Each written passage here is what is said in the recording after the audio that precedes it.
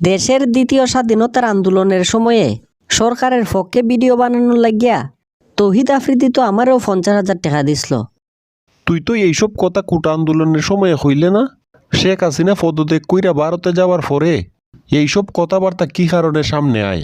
আর এই বিষয়গুলো আসলে সত্যি হইলে না মানুষ আন্দোলনের সময় জানাইতো। কোটা আন্দোলনের সময় নীরব থেকে সরকারের পক্ষে থাকছে, আর এখন সরকার পতন হইয়া যাওয়ার পরে মানুষের সামনে মুখ দেখাইতে গিয়া তৌহিদ আফ্রিদির কাছ থেকে টেকা পাওয়ার কথা জানায়। তার মানে কি তুই নিজেও যে তৌহিদ আফ্রিদির কাছ থেকে 50,000 টাকা পাইছস? এই বিষয়টাও ঠিক না।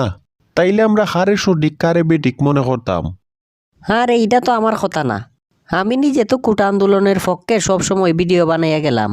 তৌহিদ আফ্রিদির কাছ থেকে টেকা পাওয়ার কথা এরাই হয় যারা কোটা আন্দোলনের সময় নীরব আসলো।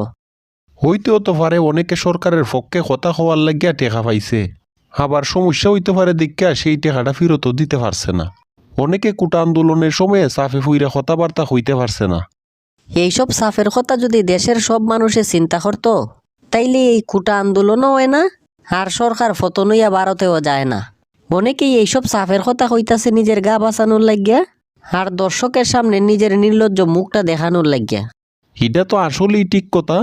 যদি কোটা আন্দোলন সফল না হইতো আর শেখ হাসিনার সরকারও পদত্যাগ না করতো, তাইলে কি তৌহিদ আফ্রিদির কাছ থেকে টেকা পাওয়ার কথা সামনে আইতো? না এরা যে সাফ হয়ে আসলো এই কথাটা জানাইতো? আরে তখন তো এরা শেখ হাসিনার সরকারে বুঝাইতো যে আমরা সবসময় ছাত্ররার বিপক্ষে আসলাম আর সবসময় সরকারের পক্ষে থাকছি। তখন গিয়ে এরা গণভবনে বড় বড় মুরুগে রান খাইতো। এইটা ওই হইল আসল কথা। এরা আসলো সুবিধাবাদ জিন্দাবাদের পক্ষে। সরকারের পতন না হইলে এরা সরকারের পক্ষ থেকে বড় বড় অনুদান পাইতো, সাথে অনেক সুবিধা বুক করত। আর এখন সরকারের পতন হইয়া যাওয়াতে মানুষের সামনে আইয়া সাফের কথা হয়।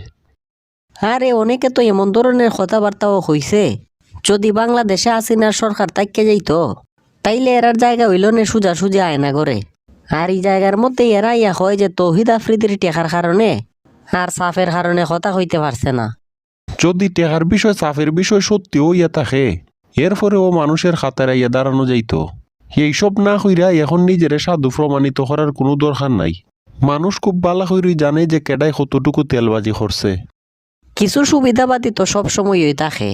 বিভিন্ন সময়ে বিভিন্ন সরকারের পরিবর্তনের পরে এরা নিজের আর কুলস্টারে পরিবর্তন হইয়া নতুন দলের শুভাকাঙ্ক্ষী সাজ্জা জায়গা, যাতে কোনোভাবেই বোঝা না যায় যে এরা আগের স্বৈরাচারী সরকারের সহযোগী আসলো।